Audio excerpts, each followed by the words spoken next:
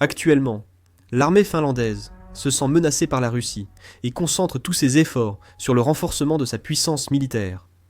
Immédiatement, la Finlande prévoit d'augmenter le nombre de réservistes à plus d'1 million, ce qui représenterait environ 20% de la population totale en tant que réserviste. Aujourd'hui, nous allons examiner ce sujet de manière approfondie. Regardons cela tout de suite. Comme vous le savez, après la guerre en Ukraine, la Finlande a rejoint l'OTAN. Mais lorsqu'on regarde les régions qui sont directement frontalières avec la Russie, on voit que la Finlande s'inquiète beaucoup de la menace russe. La Finlande a même relevé l'âge de convocation de la réserve militaire de 60 à 65 ans pour se préparer à la menace militaire russe. Antti Häkkänen, ministre finlandais de la Défense, a annoncé que la nouvelle loi sur la réserve militaire, en vigueur dès le 1er janvier 2026, permettra d'ajouter 125 000 réservistes d'ici 2031. Maintenant, la réserve a 1 million de personnes. En Finlande, le service militaire est obligatoire pour les hommes dès 18 ans, les femmes pouvant s'engager volontairement. La durée varie de 6 à 12 mois selon la spécialité. Dans cette réforme de la réserve finlandaise, la période de disponibilité des réservistes de grade de soldats a été portée à 15 ans.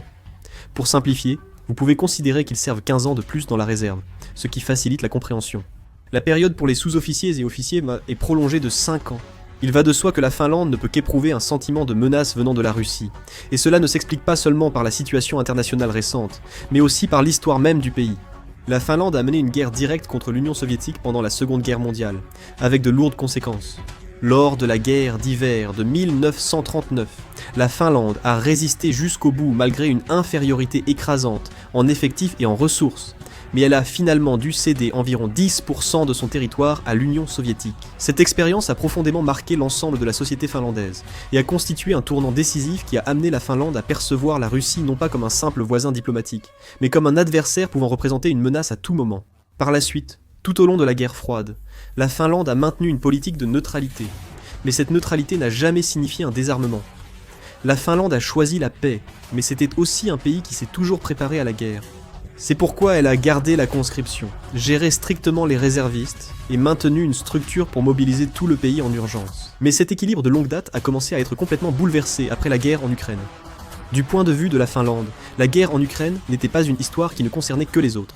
Le fait qu'une grande puissance voisine ait bafoué le droit international et la souveraineté en envahissant militairement a anéanti la logique de sécurité traditionnelle de la Finlande. La Russie n'est plus un partenaire prévisible, et il est devenu évident que la sécurité ne pouvait plus être garantie uniquement par des accords diplomatiques ou des déclarations de neutralité. L'adhésion à l'OTAN a entraîné une réorganisation majeure de la politique de défense. La Finlande voit désormais la défense comme une stratégie de survie nationale, et non plus comme une simple politique ministérielle.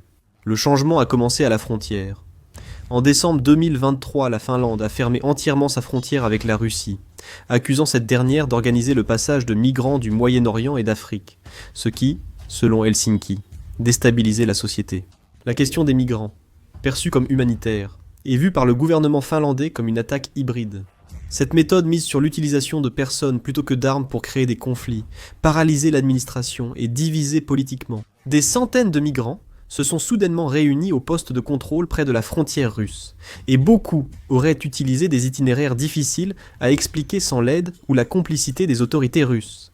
Le gouvernement finlandais a estimé que si cette situation était laissée sans intervention, le pays pourrait être déstabilisé de l'intérieur avant même tout affrontement physique. C'est pourquoi la Finlande a choisi les mesures les plus strictes parmi les pays de l'Union européenne, fermant hermétiquement sa frontière orientale et bloquant tout mouvement de personnes avec la Russie. Cette décision s'apparentait à une déclaration visant à préserver la sécurité à long terme, même au prix d'inconvénients à court terme. En même temps, la Finlande a considérablement augmenté le nombre de personnels chargés de la gestion des frontières et a renforcé la coopération entre l'armée, la police et la garde-frontières. Il s'agit d'un changement de cap clair, considérant la question migratoire non plus comme un domaine relevant du bien-être ou des politiques sociales, mais comme une menace pour la sécurité. Dans ce processus, le gouvernement finlandais s'est abstenu autant que possible d'utiliser des expressions diplomatiques, blâmant directement la Russie. Mais en interne, il a commencé à mettre en œuvre de manière active des scénarios considérant la Russie comme un pays potentiellement hostile. La Finlande améliore sa défense nationale en important des armes anti-chars et des fusils d'assaut à missiles de Suède. La Finlande compte 5,6 millions d'habitants dont 1 million de réservistes, soit 17 à 18% de la population mobilisable en cas de guerre. Peter Orpo, Premier ministre finlandais, a déclaré au Financial Times le 16 décembre que la Russie resterait une menace, même après la paix en Ukraine. Il a ajouté qu'il était clair que la Russie pourrait déplacer ses forces vers la frontière finlandaise et celle de la Baltique. Le budget de la défense finlandais est de 2,4% du produit intérieur brut en 2024 moins que les pays baltes ou la Pologne, proche de 5%. Toutefois, la Finlande s'efforce aussi d'augmenter ce budget. La Finlande traverse une mauvaise passe économique.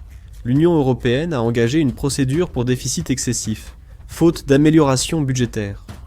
Les dépenses sociales ont continué d'augmenter, et récemment, le budget de la défense a également fortement augmenté, ce qui a aggravé la situation financière de la Finlande.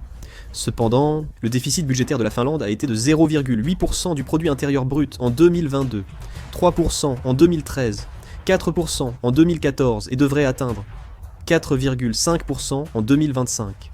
L'Union européenne a fixé la limite supérieure du déficit budgétaire à 3% du produit intérieur brut, mais celui de la Finlande atteint 4,5%. L'Union européenne a même officiellement adressé un avertissement, donc vous pouvez imaginer à quel point la situation est grave. La croissance économique de la Finlande ne devrait atteindre que 0,1% cette année, signe de ralentissement. Cependant, la menace russe empêche toute réduction du budget de la défense. Tout d'abord, la Finlande a officiellement annoncé son intention d'augmenter progressivement son budget de la défense pour atteindre finalement environ 3% du produit intérieur brut. Ce chiffre dépasse la moyenne européenne, et vu la structure financière de la Finlande, État-providence, c'est un choix audacieux. Le gouvernement finlandais donne la priorité au budget de la défense, même au détriment des dépenses de protection sociale, et cela s'explique par la réalité géopolitique d'être directement voisin de la Russie. Bien que la charge financière augmente, maintenir le budget de la défense montre que la sécurité prime sur l'économie. La Finlande a choisi de quitter la Convention d'Ottawa sur l'interdiction des mines antipersonnelles, s'alignant ainsi sur les pays baltes. Cet accord est un traité international qui limite l'utilisation et la possession de mines antipersonnelles, en raison des dommages causés aux civils. Mais la Finlande et les pays baltes ont clairement indiqué qu'ils ne pouvaient pas renoncer à des moyens de défense réalistes face à la confrontation militaire avec la Russie.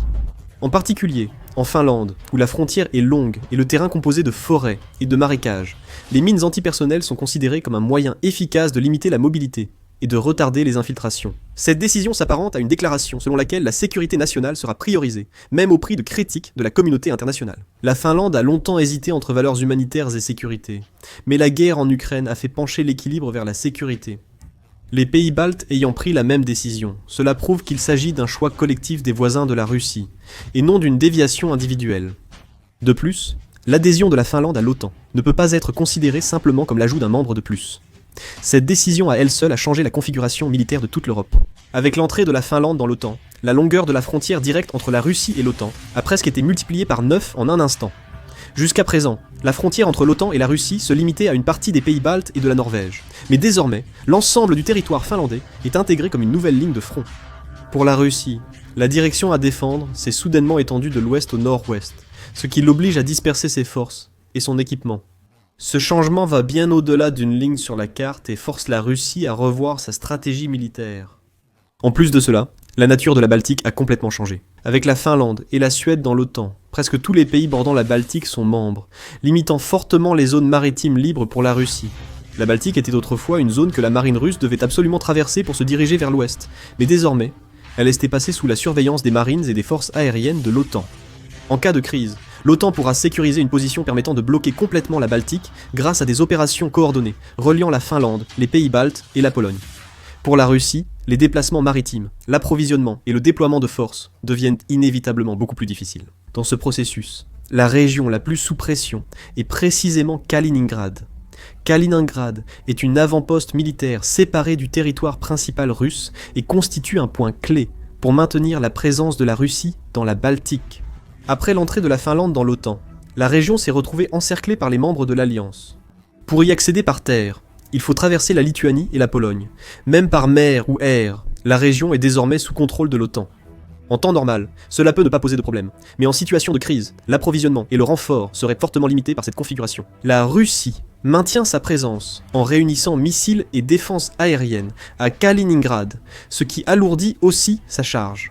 Ainsi, la Finlande n'est plus seulement un pays protégé, n'est-ce pas? Pour l'OTAN, la Finlande est un pilier stratégique du front nord-européen, permettant de disperser l'attention russe et de faire pression sur la Baltique et l'Arctique. La proximité de la Finlande avec les bases militaires du nord-ouest russe facilite la collecte de renseignements, la surveillance et le déploiement rapide de troupes. Grâce à la Finlande, l'OTAN peut désormais détecter les mouvements de la Russie à un stade précoce, ce qui renforce considérablement son pouvoir de dissuasion. Ainsi, si la Finlande renforce sa puissance militaire, ce n'est pas par peur, mais en raison de son rôle. La Finlande s'affirme comme un pays qui défend non seulement son propre territoire, mais aussi tout le flanc nord de l'OTAN. L'élargissement de la réserve et la réorganisation de la politique de défense font partie des préparatifs pour assumer cette responsabilité. Si la Russie doit se concentrer sur la Finlande, elle aura moins de ressources pour les pays baltes et l'Est européen. La Finlande devient une carte stratégique pour l'OTAN, modifiant discrètement l'équilibre des forces près de la Russie. Que pensez-vous de la situation actuelle en Finlande ? N'hésitez pas à laisser vos commentaires. C'est tout pour cette vidéo, merci beaucoup.